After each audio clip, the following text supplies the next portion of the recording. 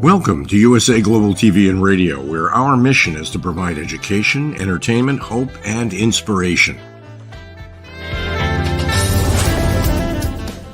USA Global TV and Radio connects you with experts and audiences all around the world every single day to help you succeed in business and to live a richer life.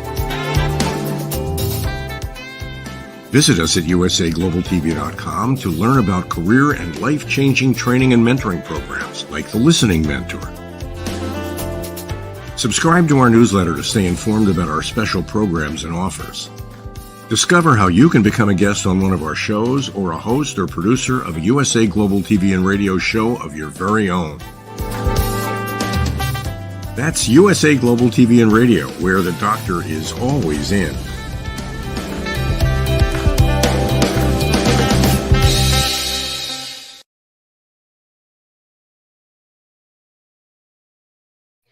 Good morning, good afternoon, good evening. Welcome. Hopefully it's welcome home to USA Global TV and Radio, where we provide world-class education, entertainment, hope, and inspiration. Today's show is the Business Talk Show. I'm Dr. JACALYN KERBECK, and normally Mr. Al Cini would be joining us, but Al is on a sabbatical until the fall. So of course we have another fabulous team member. I just love how our team members are stepping up and helping support each other and their shows. So joining me today is Mr. red.olaughlin. Let's welcome him to the program. Hello, Red. Howdy, Dr. JACALYN. Just another wonderful day here in paradise, right? Yes, it is. Absolutely. I'm thrilled to have you here on the Business Talk Show. I love our new background. It's like you and I are actually in an office building together working instead of being across the screen. So, Red, you are an entrepreneur and you are accomplished in many areas. And since this is the Business Talk Show, we do have a guest today, but our guest is not backstage yet. So you and I will carry on until he gets here. Tell our audience a little bit about your work as an entrepreneur. I was in the military for 31 years, senior military officer, U.S. Navy captain. My last job was at Stuttgart, Germany. I had oversight for 5,500 military people in 89 countries in Europe and Africa. And that was, when I left my career, that was the responsibility I had. As I went back into my civilian career, because I had been a reservist for 20 years, so I was working as corporate normally. I'm going to 2 weeks summer camp every year for about 20 years, and sometimes I do 2 or 3 of those 2-week summer active duty programs. But as you get higher in corporate, you're ending up having a staff, and I'd have various staffs depending on the size. My last job with Halliburton was a global quality manager for the Far East, Pacific and Far East. And so in some cases you work as an individual, in some cases you work as a manager, sometimes a leader of a team. But in most cases, you always have people to do things. So you need some research done on that. You need this done. You need that ordered. You need tickets to go someplace. It doesn't matter. There's always something that has to happen. And what happens is the minute that you switch out of your corporate role, your military role, any role that you have other people helping you, and now all of a sudden you are the entire show. And that means that now you're responsible for vacuuming the office, for emptying the trash, for ordering cartridges for your printer. You're responsible for everything, but you're also responsible for the planning and all the other activities. I had 11 Coast Guard and U.S. Navy Reserve units reporting to me at one point in time in the mid to late 90s. And I was responsible for their annual active duties, where I would send a unit overseas for 2 to 4 weeks, depending on what the operation was. And I found out that I had to take every Thursday and just literally mark my calendar, no incoming phone calls unless they were absolutely super critical. Take a message, I'll get back to them. And that was my time that I had to plan. Okay, this unit, how many people? What do we need? What equipment? All those things that go with deploying 100 or more people to a location for 2 to 4 weeks. I had to sit down and figure that out. And of course, I had some staff members that could come in and help. But you had to take a look at the long term. And I think as entrepreneurs, we kind of have that long term. Okay, I need this. But in reality, if you don't get by the short-term things, what do I need to get done today that absolutely must get done in order to get to tomorrow successfully? And so you're ending up with a lot of balls in the air. And one of those balls is, okay, what's going to happen 3 months from now, 6 months from now, a year from now? What's happening Tuesday and Wednesday and Thursday? And so from a single person, you have to take your brain and kind of subdivide it into those categories. And then you have not only what's going on here, but you have to let people know what you're doing. So you put your marketing hat on one day, you put your advertising hat on another day, you put your content creator hat on another day, you show up at networking events because you want people either to appear on a program like this, or you go out and invite them. So there's just a lot of things going on. And as an entrepreneur, that falls back on that individual. Now, if I had started out after high school, college, whatever, and I had a job and I started seeing how people were doing it, and okay, fine, I can do that. Well, I can do that too. It might become a whole lot easier because you're not dependent on a staff to handle things. So I think from an entrepreneurial perspective, you really need to change a mindset. But in order to change a mindset, you need to know what the end product is going to be. And that's difficult even for people who are experiencing it. I know, Dr. JACALYN, you shifted out of the corporate world into being an entrepreneur and running your own show. You've seen a lot of changes in your first couple, 3 months after corporate, where you were assuming a role, and then all of a sudden demands changed, opportunities changed, skills required changed, and you decided, okay, fine, I'm going to be my own broadcast engineer. What's going to take? And so by doing that, you took on more duty, but you also saved a lot of money. And so there's trade-offs on what you can pay to have done versus your bottom line of how much money are you keeping at the end of the month. And so all of those things are important. So how did you find that transition from a corporate world starting the first day of COVID to actually having this intergalactic program that you have now called USA Global TV and Radio Network? Well, Red, thank you so much for sharing your story. And of course, as always, thank you for your service. You've had a very interesting and exciting career. And mine is not quite as exciting, but I did leave corporate in 2020. March 6th was my last day. And the thing that really stood out to me, because I had no idea that I'd be on this journey that I'm on now, is when you're in corporate, not only do you get the paycheck, do you get the benefits, do you have an expense plan that you can travel and do things that you need to do, but you have a team of people who are employed by your employer. And so everything is divvied up. You have one specific role. My role was sales, bring in new business. And then when you go out on your own, you find that you have to do everything yourself unless you have extensive resources, but you don't even realize what it is you need to do because you're just starting to understand what it is that you're doing. So I sold meetings and events and employee recognition programs for 20 some years, I believe. And before that, I sold telephone systems for huge companies. And now I'm doing something completely different. And I also have another business where I'm a certified life, career, and executive coach. And that has a whole other set of circumstances. So running two businesses at the same time where you have to be very active. And oh, by the way, people may be going on a holiday or taking a vacation, or they're getting together with family. And when you just start your business, as you know, I work 80, 90 hours a week, plus have something really traumatic going on in my life. And there's no time for a break. It's not like you can say, hey, I'm going to walk away from this, because you can't, because even though I have contractors and people who are doing certain things, I'm the glue that holds it together. So I think one important thing that I'd like for us to discuss to help other people is, how do you go from being that ostrich with your head in the sand, doing everything, juggling balls, switching hats, to being that eagle soaring over your business so that you can have that strategic perspective? And Red, you've actually given me a lot of ideas about things that I needed to think about starting a year ago. Disaster recovery, a backup. What is your plan? So how did you actually go from doing everything and anything to being able to actually have a life as well? Because I'm not at that point yet. Well, I think part of it's the fact that I'll start out going down a particular road. And that road that's what we want to do. And when I started out, I was in a certain area. I was speaking around the country after I retired from Halliburton. I was speaking on personal success, on basically being an entrepreneur, even though I was a single person at that time, but motivation, self-improvement.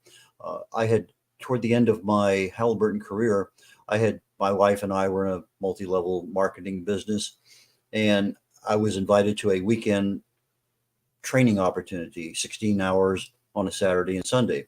And these two really well-known gurus came into town, and I'm sitting there with about another dozen people. And all of a sudden I'm learning stuff that it's improving my mind, me, for what I need to do in a business. And I started reflecting everything that I had done in the corporate world and in the military was all the training that I need to make me better in the business that I was in. How to be a better supervisor, how to be a better planner, how to take care of budgeting, whatever the how-to was, it was always for the benefit of the company, the unit that I was in the military, or the military in general. Whatever it was, that was all the focus. Now, yes, some of those things bled over and improved me as an individual. But it wasn't until I sat down and started realizing, wow, this is a whole new world. And I was invited to an event in Dallas. This is probably about September, October. I had this, and the event in Dallas was, I think, October, November. It was 30, 60 days away. So I went up there. It was the who's who of everybody in network marketing. And it opened my eyes. And from that event, I started reading. And I read literally a book a week for about 3.5 years on some aspect of personal improvement. And so I took my ability to glean stuff from other people's activities. So in other words, I had a mentor, but I also had mentors in the different books and everything I was reading. And so I'm learning how to be a better salesman, how to be a better time manager, how to be whatever it may happen to be, but from a perspective of helping me. So I'm taking these resources that had I been available, they've been available for 20 years. I just never was aware of it. I was not aware of anything out there that could have helped me. So for my journey, it started as major self-improvement for myself.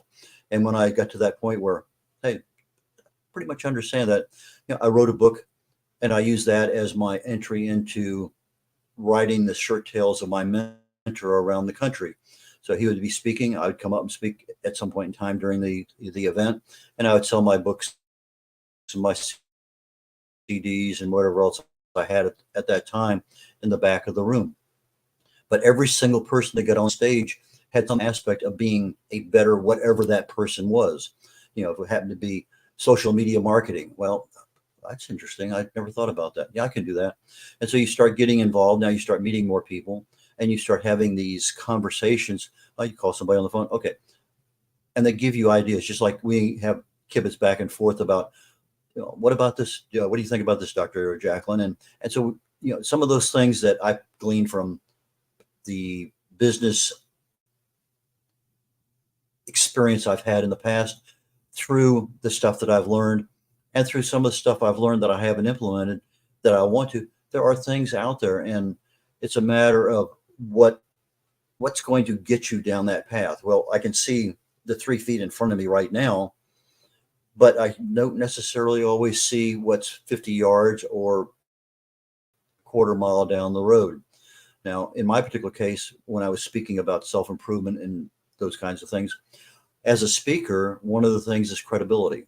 So how do you gain credibility as a speaker? Well, obviously being able to present a topic very, very well. I joined Toastmasters back in 2007, and I could take a 5-minute topic and I could cram it into 20 minutes easily. But take a 20-minute topic, cram it into 5 minutes without notes, and make it very organized, very deliberate, and add value. That was a skill set I had to learn. And I learned that one.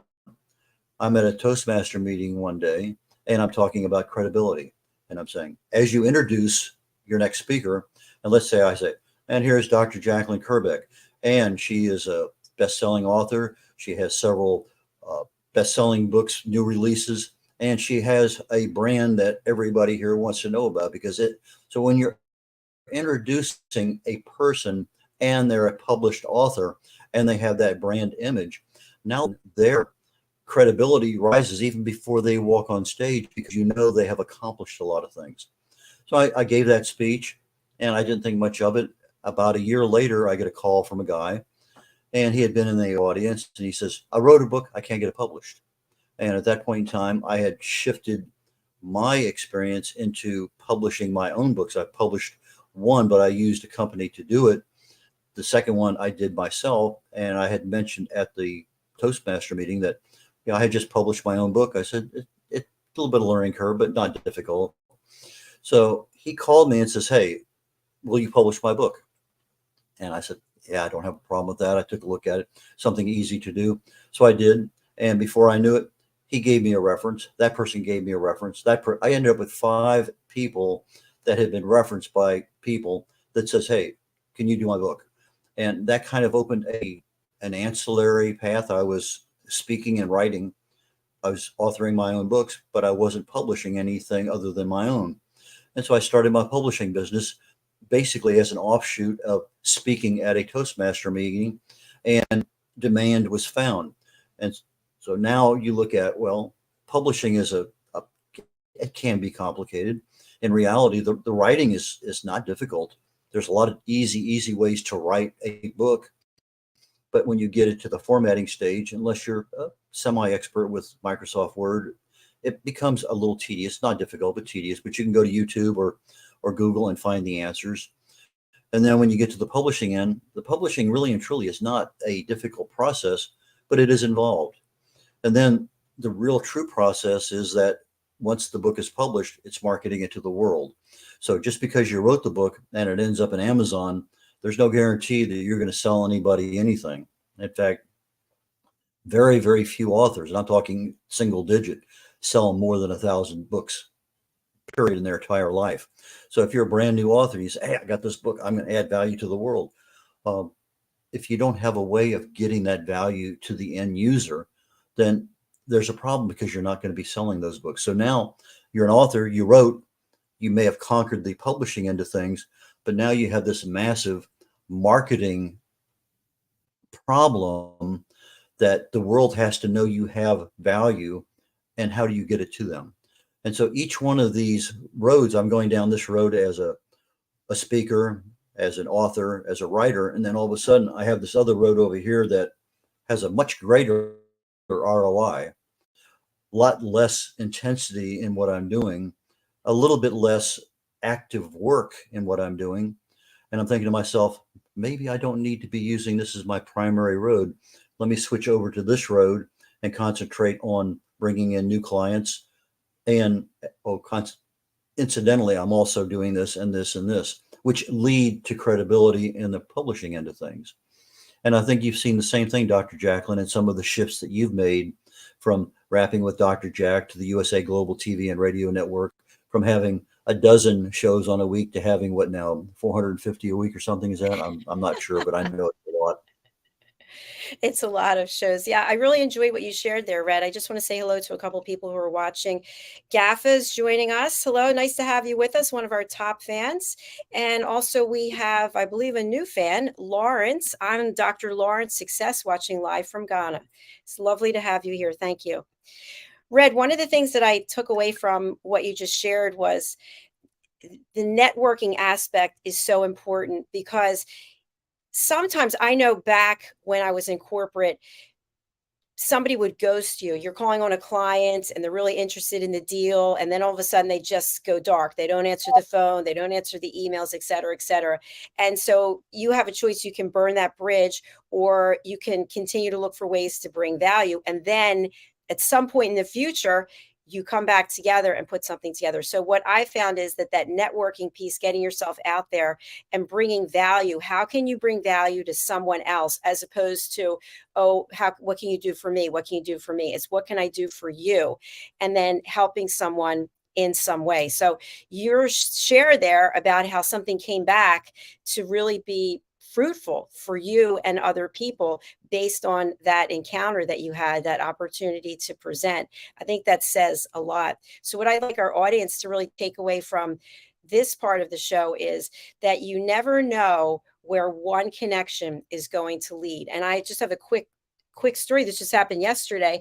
Last week, we interviewed this gentleman on our show, Keith Saltoyanis, and he wrote this book, The Improv Mindset.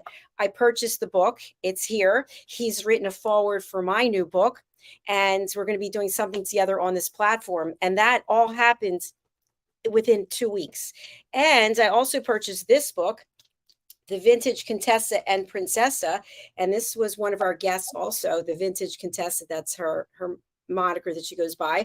And so she's been a guest on the show, and we've had several conversations, and we're looking at putting something together. So I can't wait to read these 2 books. But the point is, by supporting other people, you're bringing value, as opposed to what can you do for me?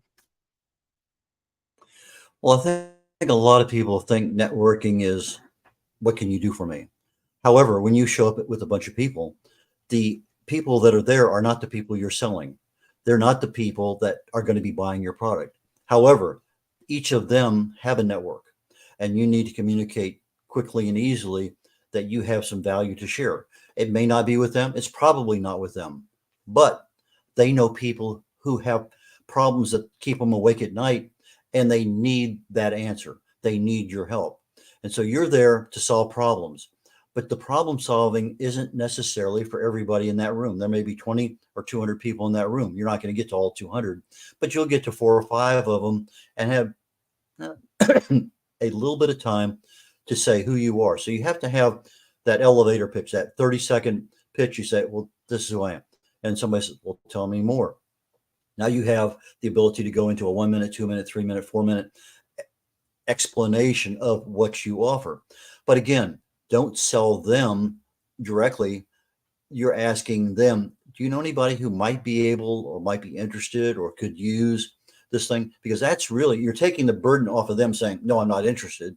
That's big, because now that barrier has been removed. They're just now sharing information, just like they're sharing what they do. Well, I'm not going to buy that because that's not what I want, but I may know somebody who can help them.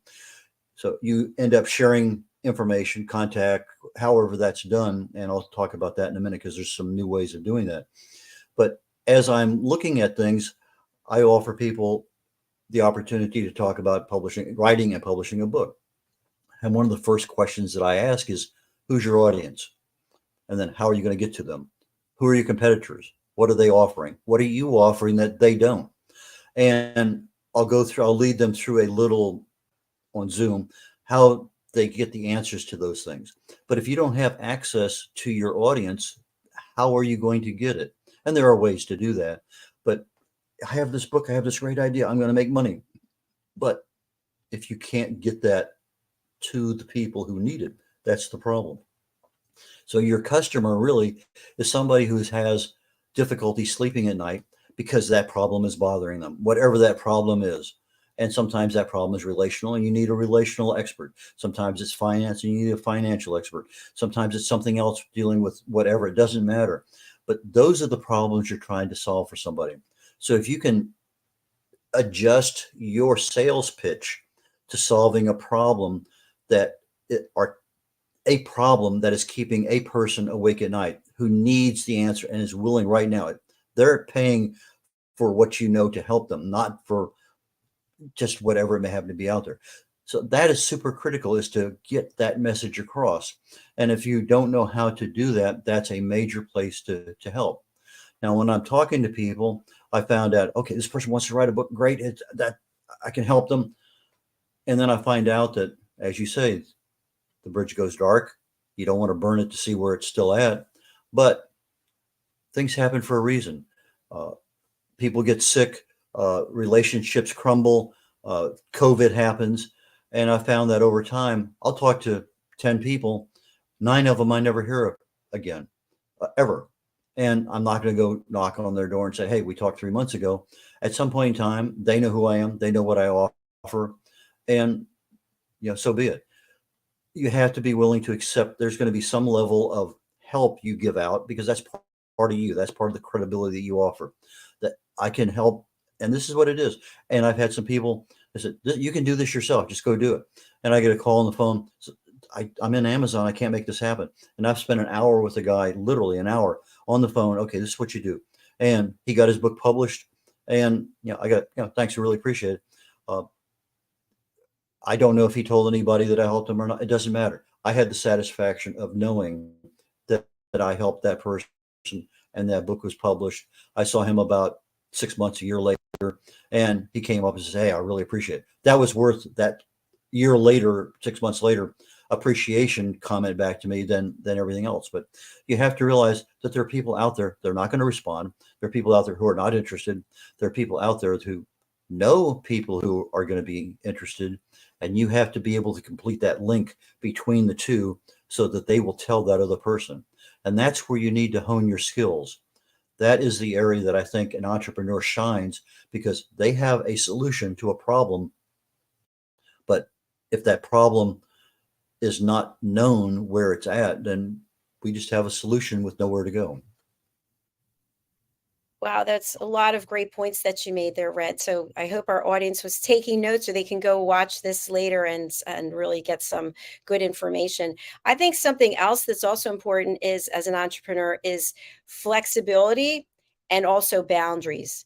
And what I mean by that is, if you're in a service business, then you can have some standard offerings, but maybe you need to have something that's customizable based on your client and your client's needs. And I think that really sets people apart when, for example, we have people from all over the world on this platform, as you know, and sometimes people are not able to do a show on a weekly basis, or they're not able to do it financially for whatever the reason is. You can always come to some type of understanding or agreement, typically if you're open and if you have flexibility. And at the same time, you have to have boundaries. Someone said to me a couple of weeks ago, we were talking about this person's business model and how this person stayed in business for as long as they have, because they have boundaries. Because people are always coming and asking, can you give me this for free? Can you do that for free?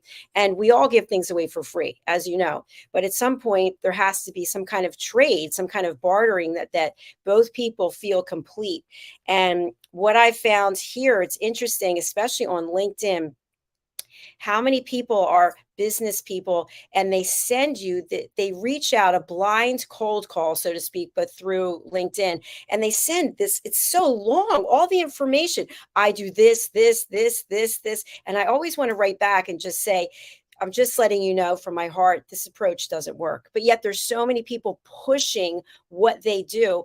And I'll have people who contact me about things that I have no interest in. If you knew anything about my business, if you knew anything about me, then you would know that what you're offering doesn't even make sense. Like, for example, I have people constantly contacting me about shipping from the US to some other countries. What am I shipping from USA Global TV and Radio? I'm not shipping anything, but yet I'm constantly getting these things because people are not doing any work. So once again, I think it's about building a connection with someone where you actually understand who is your audience. To your earlier point, everyone is not our audience. If I'm working with somebody and they want to do a show, I'll say, who's your target audience? Everyone.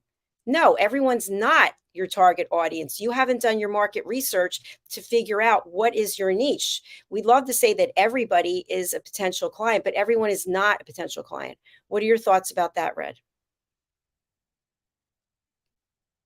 Well, when I have somebody say, my book is for everyone, I said, you're telling me that the guy who's living under the overpass 2 miles from my house is an ideal client for you? And then all of a sudden they start to realize, well, yeah, it is, but how is he going to pay for it? How is he even going to know you have the? So in other words, you have to really and truly, I write for health and wellness. My primary audience are women 55 and older, 55, 65, 70 years of age, because they've raised kids. They've been in the workaday world. All of a sudden, their kids are out, they're empty nesters. Their parents are having some level of difficulty with health. And at 45 to 65 years of age, give or take 55 plus or minus, that's when they start to realize that I don't want to be like my parents. I don't want to be that sick. They start taking care of themselves. And I also realize that my clients need to see bigger fonts. So my books on health and wellness have a 16 font. And I've had more comments come back saying, I'm glad you wrote that book. I can read it without. And so I'm understanding my client a little bit better. So as you look at who is really going to buy your service, your product, whatever that may happen to be, Now, sometimes you have a product that's very big. A guy has a book that's 400 pages.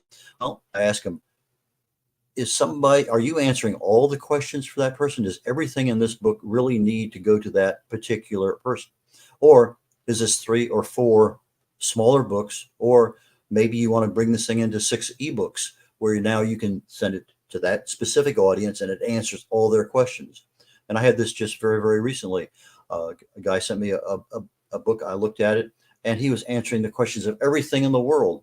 And I went back and I said, this thing really should be 3 different books. It should be for this kind of audience, for this audience, and for this audience over here. And if you do that, they're going to be much shorter books. You're going to make more money on the ROI because you're not sending one book out to everybody. They get halfway through the book and well, then you're not fixing my problem. You haven't even talked about my problem. But if the problem is solved because that book is dedicated to that problem, then maybe that's a better way of going. But you mentioned LinkedIn. And I noticed nowadays, my phone, that I go to some networking events and they are almost all digital. You'll take and connect your phone to somebody else's phone via LinkedIn and you will pick up their LinkedIn account. Well, that's kind of neat. I got all their contact information. I don't have to give them a business card. But I'm going home and I realize I met 11, 12 people today and I have no idea who they were because it's just in the phone, but there's no link to them. And so what I started doing was, let me connect here with Dr. JACALYN. Okay, Dr. JACALYN, we connect. And now I'm going to send you right now, I'm going to send you a message. And I'm going to say in that message, my understanding of what you do so that I know where I can send people to you. And so now all of a sudden I have your contact information in LinkedIn. I also have the message that I'm sending you right now that's date time stamped with your business that I can now identify with when I want to send somebody to you. Now I have a link to that, but nobody told me that when they were linked. They said everybody comes up, they went, okay, let me get boom, boom, boom. We're all, but nobody is saying, well, how do I save that in a recognizable form? Now on the business cards, I get a business card, I get done, I write the date, the event, and I'll write something about that person so that when I get home, I can actually take a look and see how can I help this person in whatever way that is. And if it is, I connect with them. Let's do a Zoom. I need to know more about you. So you express an interest or let's meet for a cup of coffee or whatever it may happen to be.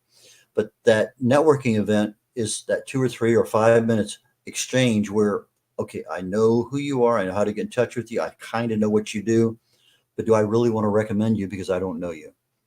And that's where that follow-up, phone call, email, whatever it may happen to be, you learn a little bit more about that person. I had a call literally 2-3 weeks ago. A guy found me on LinkedIn and he says, hey, we share the same name, Red. And we started talking. Okay. Then about a week later, followed up and we had a much longer call. He says, I think you'd be a really good guest on USA Global TV and Radio Network on a show called The Wise Ones.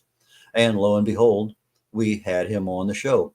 But that was somebody who contacted me via LinkedIn, who I didn't know. He read my profile, said, hey, we have a little bit in common. What else do we have in common? Well, he had been in the military, he'd been in the Navy, he'd done this, he'd done that. And so we connected, bonded a little bit. Okay, you have some good value. You have a lot of things that you can share with the world. You should be on one of my shows. And so that's kind of the way we go about processing that information. Who are you? How can I get in touch with you? What do you do? What problems can you solve for people I know? And when you answer those kinds of things, it makes your world as a business person a whole lot easier because if I need somebody with printing services, boom. If I need somebody to do whatever else, boom, I know who to go to because I've had a chance to not only connect with them for 5 minutes, but maybe connect with them for another 40 minutes via Zoom or coffee or something like that. So it's those things that you go the extra little bit to really and truly know who you're recommending for something. We have a problem with con men. You hear these things, well, this woman's $15,000 worth of savings is gone. She has nothing left. Well, that con man didn't get to know the person, know, like, and trust. That's a different aspect of networking they tell you about.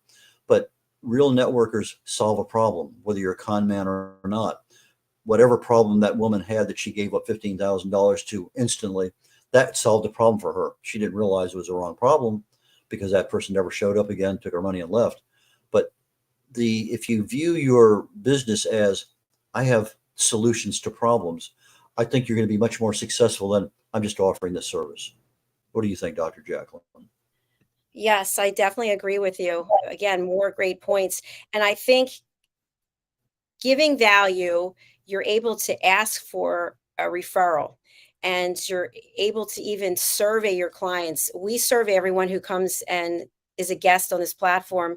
And this survey has evolved so much that the survey used to be specifically just about being on our platform. What was your experience? And then here's some services that we provide. But now the survey actually has questions about the client, about the client's elevator pitch, about the client's target market, and how we can help the client with the services that they're offering. So we've now taken it so that it's not focused on us per se, it's focused on their experience here. And it's also focused on how can we bring value and, oh yes, would you like to join our team? So I think it's important to get feedback. Many people are afraid to get feedback because they don't want to hear something if it didn't work out too well.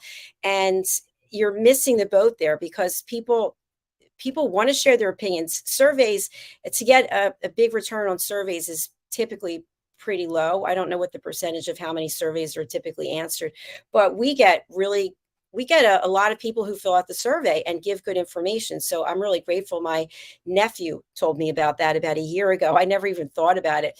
But also, if you are doing a great job, you can ask someone for a testimonial or for a referral. And in that way, you're promoting them as well as promoting your brand and your business. What do you think about testimonials? I think they're absolutely essential to whatever business you're in. But if you're meeting somebody on a 2 or 3 minute networking event and you're exchanging business cards or contact information, that's not the place or time to say, who else do you know can help me? Because now you're throwing an onus, you're not asking them to buy your product because they're going to feel weird.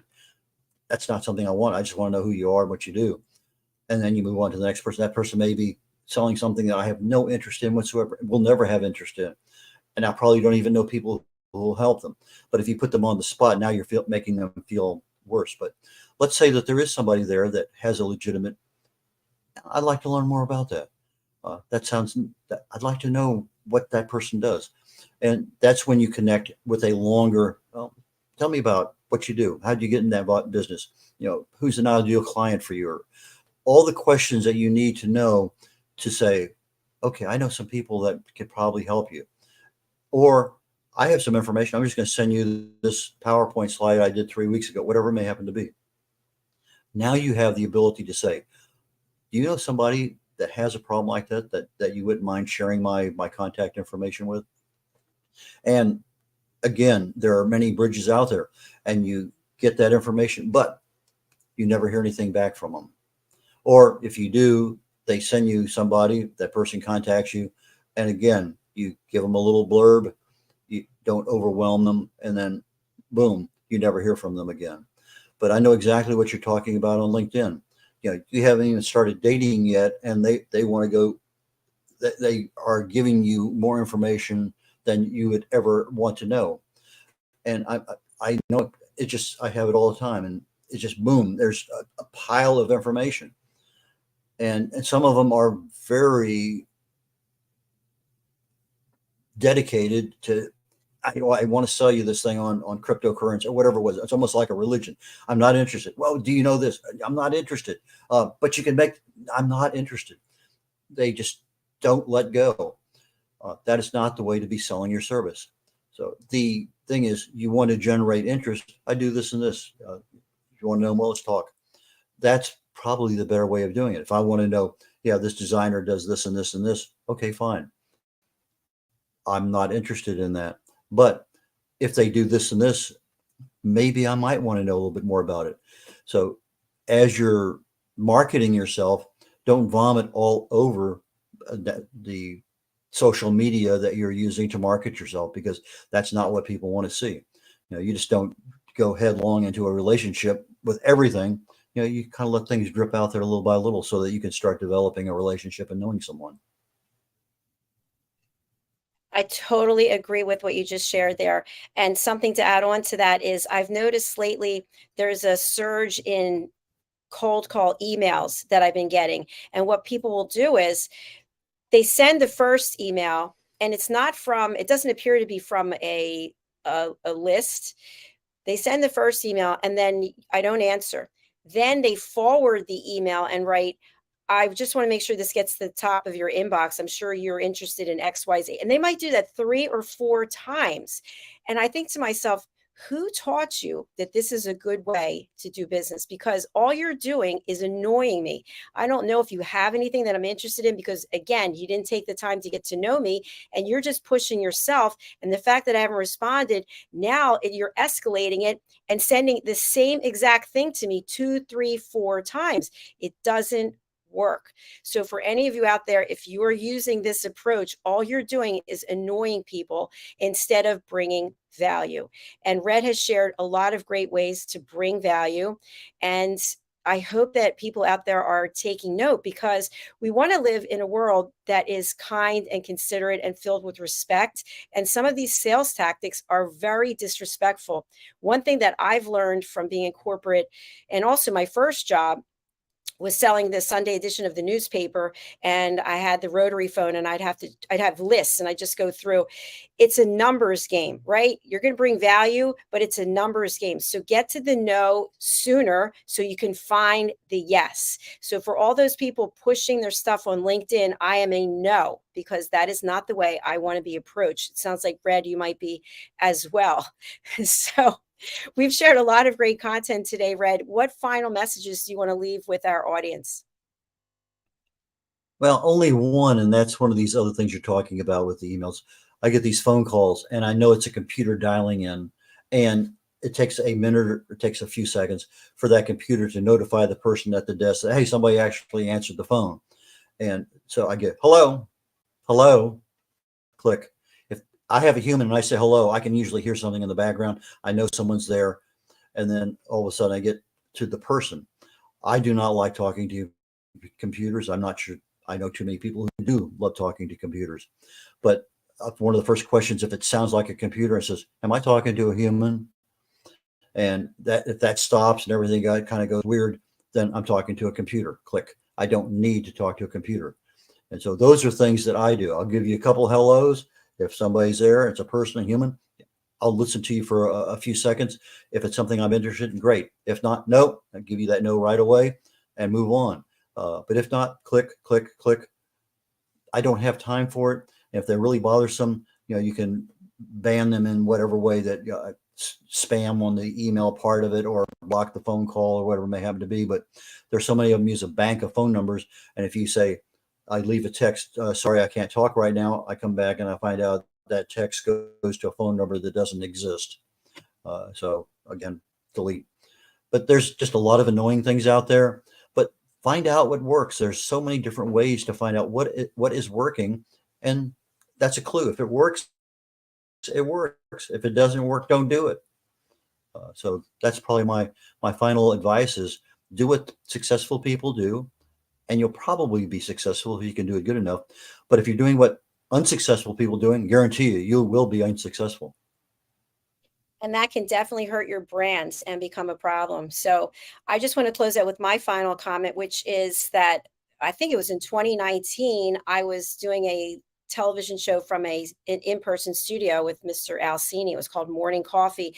And we had 10-minute spots for people. And someone named Zane Carson Carruth, who's the author of this book, The Adventures of Abella and Her Magic Wand, we interviewed her. And at the same time, I had a radio show. So I wanted to interview her on the radio show. So I contacted her and we set up a date for her to be on the show. And as it turned out, as it got closer, she wasn't able to make it. So I just decided to type an email. I was really nervous about doing it, but I asked her if she could refer someone who could take her time slot. And she referred Diane Floyd Bame, who is on our platform. And Diane referred me to Red, and Red is here on our platform. And now Zane has her own show on our platform. So there you go. The power of networking, the power of referrals. And we could go on and on and on. Mr. Hyatt Ives is going to be coming back to join us. And I think you introduced me to him, or the opposite, or Ricky McKenna. So be open to referrals and be open to bringing value. What can you do for someone else? And I tell you, it will definitely come back your way. Absolutely. 100%. Two thumbs up on that advice. Red, as we close out, we will be back together again on Thursday, and we're going to be doing Food and Our Emotions. Tell our audience a little bit about that show for this week. I believe we chose Nutrisystem. Is that correct? I think that's the one we Yes. chose. We're doing a series on diets that most people have experience with or used or know about. And we're talking about, what's really good. Why is this diet successful? What are some limitations of the diet? What are some things that you should know about that are not commonly known? Are there many health risks associated with it? So we look at the diet, but we also look at the health aspect of it too. And so we've looked at the Mediterranean diet, we've looked at Atkins, we looked at Weight Watchers, and in many cases we compare them to the standard American diet, because that's what most people, whether they realize it or not, their lifestyle is their diet, because that's what they're on all the time. And so from a Food and Our Emotions, we are now looking at probably over a dozen individual diets, and why does that diet work? What can you expect from that diet? How hard is it to stay on that diet? What are things that people really want to know that are not necessarily, unless you do some research, you don't know? And we talked about, Atkins, and we haven't really gotten into the ketogenic, but on the Atkins diet, works like crazy. You lose weight left and right, and not a problem. But one of the things that's not in any of the 5 or 6 Atkins books that I've read is the fact that there's a potential to get into acidosis, because all the foods you're eating are acidic in nature. And over time, your bloodstream will leach calcium from your bones, which now leaves you in a category that you can become osteoporotic down the road, maybe osteopenia, be a few more years down the road and have brittle bone. So that's what they don't tell you in that kind of diet that concentrates a lot on those kinds of foods. And that's what we look at more than just, this thing is the number 2 rated, but we don't do that. We look at a lot more detail. As a researcher, I look inside the human body at the cellular level, chemically speaking. I look for cause and effect relationships. Treat a cause, fix a problem. Treat a symptom, and you'll always be treating symptoms. So from a health perspective, I want to know what's going to stop me from being healthy and what's going to prevent me from being sick. And if I can accomplish both of those with the foods I eat and the other things I do, that's definitely 2 thumbs up, because that's what we want in our life.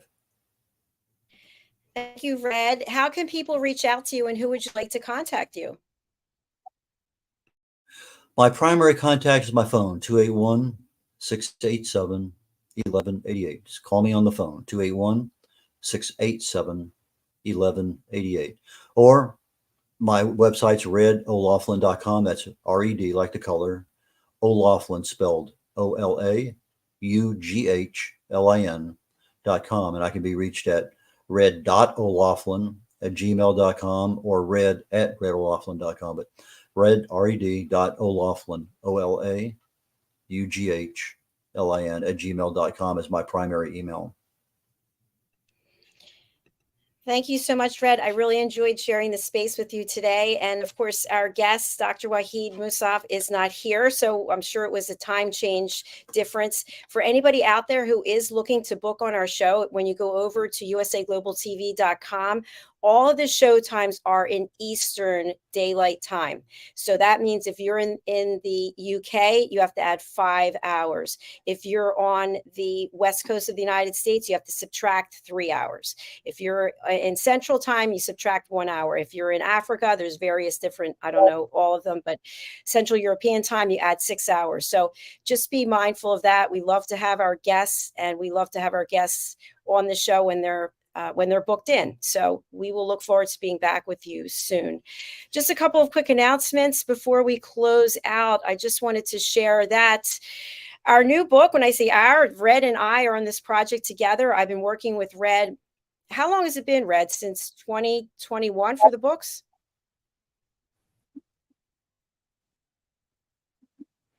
I'm going to say last couple of years. It was just at the beginning, not necessarily the very beginning of COVID, but you had me on one of your shows and we talked about how to write and publish a book for free. And it was after that we connected. I'm going to say either late 2020 or early 2021.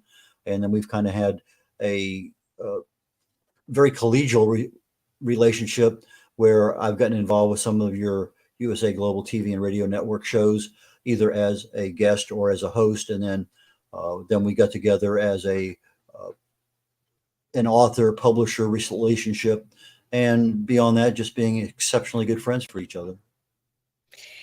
Absolutely. So again, for the people who are out there, you never know where a relationship is going to go. You have to be open. And by the way, Red, I've got, I think, a 75-inch television here, and I'm looking at this book cover and the two of us, and I'm pretty pumped up about it. So please do reach out to Red. This book also became an Amazon bestseller within the first week that it's out there.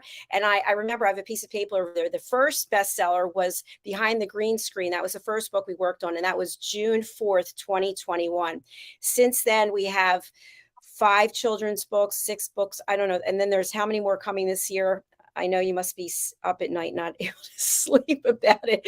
But so please do go over to Amazon. You can pick up the Kindle version now, and you can get the hardback and the paperback on the September 21st, the International Day of Listening. The last thing I just wanted to mention is another networking connection. Dr. Justina Mutali was a guest on The Power of Etiquette and Manners. And from there, she became a panelist on A Woman's Prerogative. From there, she made me an adjunct professor at her school in London. And with our team members, Caroline Heward and Dr. Madeline Chan, we taught The Power of Listening to master's degree students in Zambia.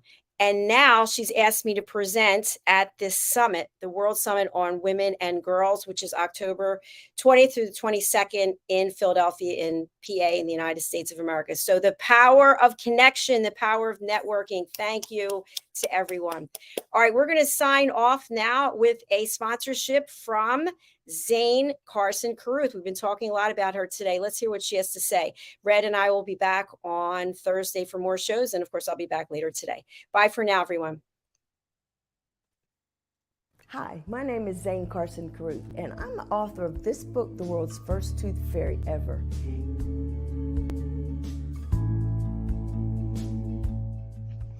Reading is magic. Studies have shown that reading to your children lays the foundation for greater success in life. Reading helps develop language and vocabulary skills. It helps improve memory, and it encourages curiosity and inspires creativity. The benefits are immeasurable, and as a parent, you'll benefit too. In only 10 or 15 minutes a day, you'll be creating more memories and a bonding experience that will last for years to come. So take time to read to your children. Read them books about things that engage and interest them. Tales of fairies and magic fascinate children, and as everyone knows, the Tooth Fairy is at the top of the list. If your child loves magic, wands, adventure, and what child doesn't, you'll love reading them books from the trademarked series, The World's First Tooth Fairy Ever. Follow along as Abella, the world's first tooth fairy, accidentally starts the tooth fairy tradition. Learn the tricks of being a professional tooth fairy in the book, Abella Starts a Tooth Fairy School. Your child's imagination will soar as you read the adventures of Abella and her magic wand.